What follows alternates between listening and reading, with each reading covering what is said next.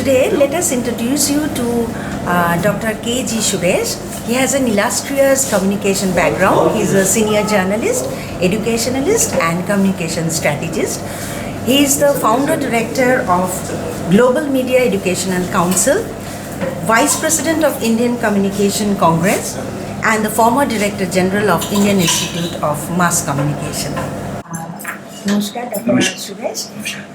As we all know that India has an age-old dynamic civilization and cultural heritage which has survived the colonial rule.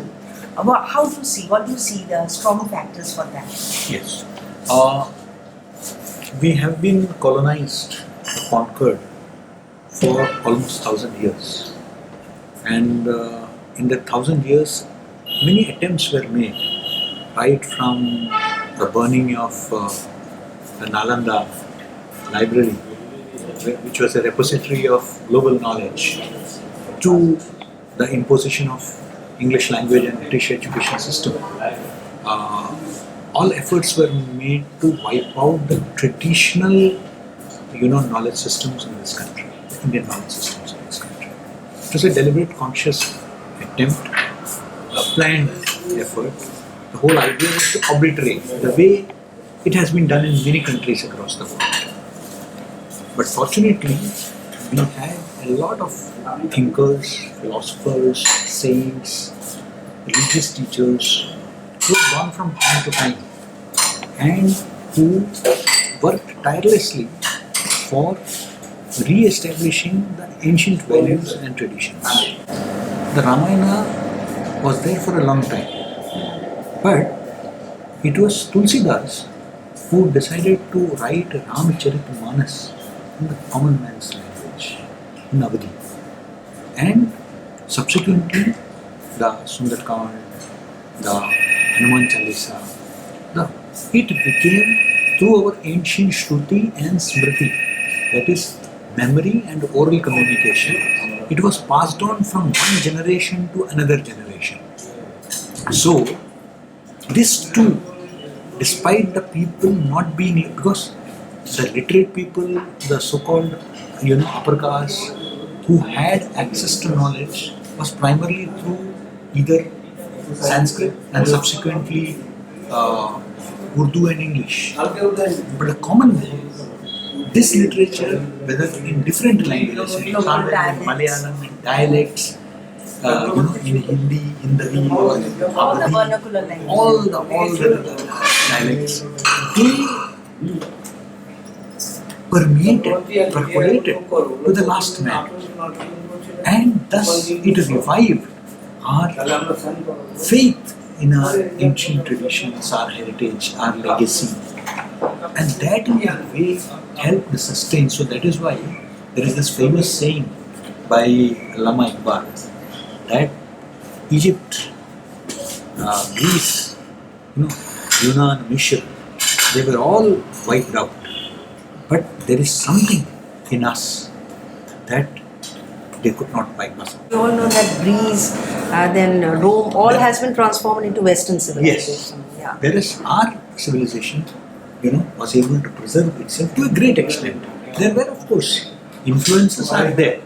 So if the influences for good, it is fine. Their indigenous characters are still But the basic characteristics, the very fact that if you go back to Indus Valley civilization, and you have the Shivalinga there also, and today also Shiva is worshipped across the country. So it is a continuity. Ours is a civilization and continuity, which we have been able to retain, unlike many in the Greek civilization or the Egyptian civilization, which lost out to invading cultures. We were able to retain our ancient belief systems, our faith, our traditions, our culture, which right from Indus Valley civilization and even before that, we can find traces of that in history, not just in India, but also in Southeast Asia, in many other parts of the world. We are discussing about this, that Ramayana and Mahabharata are the two popular mythologies of India. And still, Again, here also just a correction. This mythology is a term given to these texts by the Westerners. Okay. We don't believe them to be mythologies. For us, they are what is called itihasas. You know, itihasa is roughly translated as history. History of our people.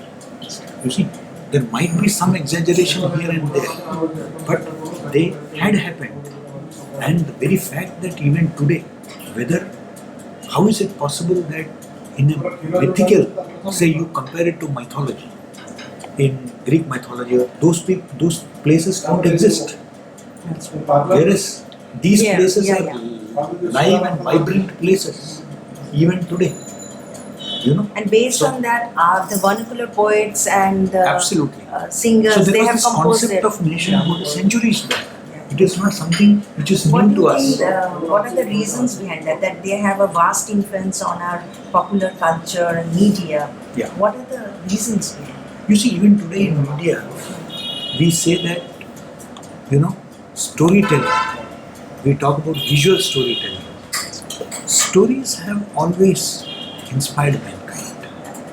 So, these were stories. It is through, whether it is the Even Panchatantra, in our popular film culture, it's a Jatakas. It is the stories. At home, we say that Dada Dadi ki kahani. The grandparents would tell stories to our children. So that is the kind of tradition we have had in this country, and that is why it is through memory, through oral communication. It was passed on from one generation to another, and it is but natural, that after so many centuries also, certainly interpolations have happened, certainly many new elements have been added, but overall, if you see, there is a cultural unity from Kashmir to Kanyakumari, from Assam to Kutch. You can find that thread of unity where we share common stories, we share common history, we share common value systems, we share common practices. There may be some kind of regional, variations. Yeah. But Even overall the it remains culture the is same. diverse. Yes. Each land speaks with their own culture. No, it is, the culture is one, but it expresses itself in different ways. The culture remains the same. We give it different names, So in the you will find that now people from Bihar and the eastern parts would be celebrating Chhat, but sun was always worshipped. You would see the sun temple in Konark. So, the sun worship has And always even been in there. Bengal, we worship Itu Puja. Yeah. That is Yes, absolutely. worship of the sun. So, in the same line, you were talking yesterday that when you were in Indian Institute of Mass Communication, you wanted to introduce this Indian communication theories, but you had some obstacles. What are the reasons you think that, apart from Western communication theories, you wanted to introduce? Yes, I introduced also, successfully introduced. Okay. I faced 2-3 challenges, and which I believe continues to remain a big challenge so far as, I really welcome that National Education Policy 2020 envisages that, IKS, Indian Knowledge System or Bharatiya Gyan Parampara, should be part of our curriculum. That is a welcome step. But you need to take 2-3 steps to ensure that it happens in the real sense of the term. The very spirit of it is. So, number one is that we don't have textbooks, good textbooks on Indian communication, or for that matter, Eastern communication models. We don't have good textbooks. The need of the hour is that we have good textbooks. We don't have reference books. We don't have books which talk about the vocabulary of these traditions. So, what is important is that we need to create credible, reliable literature based on evidence. It should not be just, the hype. Okay, it has to be substantiated. So, if I say that it exists, Ramayana talks about it, I need to cite where it talks about. You see, most importantly, we don't have teachers. Our teachers have been trained only in the Western communication. we generally tell that our system is teacher-centric. So there is no critical thinking among the students who Absolutely. can question, Yes. who can evaluate some Yes.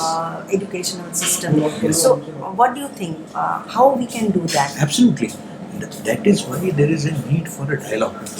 It cannot be a unidimensional approach. Two-way. That it has to be. You see, we have had a long tradition. I talked about it Yes, also. Sriti and You see, so and also the fact In that Natya Shastras also, when Yes. a performer and the audience, Yes. both way So that is why we talk about Sadarnikaran, Sahardaya. We feel at the same level, at the same, when I am talking to you, you are talking to me. And we had this process from Adi Shankaracharya to Millennium to In our Yaksha. Guru Parampara also we say yes. So that we have when the had that long Aadhar, tradition. that is the students. Absolutely. So what is important is that we need to have, first of all, teachers who can deliberate on these subjects. Second, it has to be, even the NEP talks about critical thinking and problem solving. So, critical thinking has to be inculcated. Have we started accepting our own theories, our own models? So first, charity begins at home.